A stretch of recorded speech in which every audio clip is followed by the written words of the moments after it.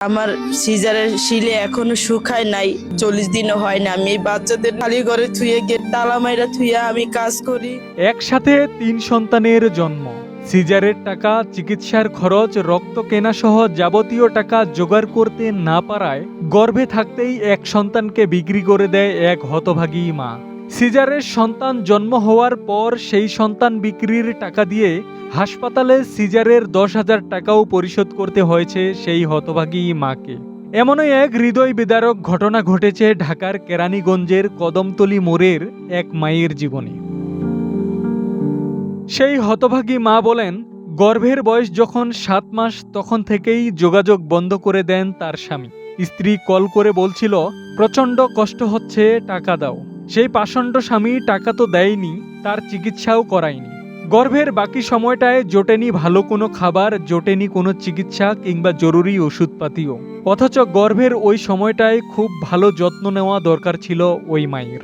কঠিন ওই সময়টায় তার স্বামীর হাসপাতালে যাওয়া তো দূরের কথা, ফোন দিয়ে জিজ্ঞেসও করেনি কেমন আছে, কি খাচ্ছে। ভুক্তভোগী মহিলার বড় ছেলে, বয়স ১০ বছর হবে। যে বয়সে স্কুলে যাওয়ার কথা ছিল তার, চরম বাস্তবতার কাছে হার মেনে সেই বয়সে তার করতে হচ্ছে কুলির কাজ। সেই কাজ করে সে প্রতিদিন পায় ৫০ টাকা। ভুক্তভোগী সেই মহিলা কান্নারত অবস্থায় বলে, আমার গর্ভ অবস্থায় কঠিন সময়ে আমার এই ছেলের ৫০ টাকা দিয়ে খাইছি, কিন্তু সেই অবস্থায় সেই সামান্য টাকা দিয়ে কি আর হয়। সেই ছোট্ট ছেলেটি কান্না করতে করতে বলছিল তারও স্কুলে যেতে মন চায়। সব বাচ্চারা যখন স্কুলে যায় সে তখন কুলির কাজ করে, এটা দেখে তার কষ্ট লাগে। ভুক্তভোগী ওই মহিলা বলছিল, সিজারের সেলাই করা ঘা এখনো শুকায়নি তার। এই অবস্থায় সদ্য জন্ম নেওয়া সেই ছোট ছোট বাচ্চাদের ঘরে তালা মেরে দিয়েই তাদের খাবার জোগাড় করার উদ্দেশ্যে বের হয়ে যান তিনি। ওই নারী বলেন, সদ্য জন্ম নেওয়া বাচ্চারা তার বুকের দুধ পায় না। বাসাবাড়িতে কাজ করতে গিয়ে তাকে মাঝে মাঝে কেউ যদি দুধ দেয় সেটুকু বাচ্চাদেরকে খাওয়ায় আপাতত।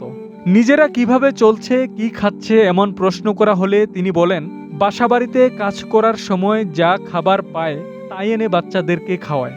এমনকি বেশিরভাগ সময় সেগুলো বাসি খাবারও হয়ে থাকে। মাঝে মাঝে বাসায় রান্না করা ভাতগুলো রাতে নরম হয়ে গেলে সেগুলোই ধুয়ে খায় তারা। এই ঘটনায় ক্ষোভ ঝেড়েছেন প্রতিবেশীরাও। এক প্রতিবেশী বলেন, কেমন পাষণ্ড স্বামী ও বাবা, একবারও স্ত্রী ও সন্তানদের দেখতেও আসেনি। কি খাচ্ছে, কি করছে খোঁজও নিচ্ছে না।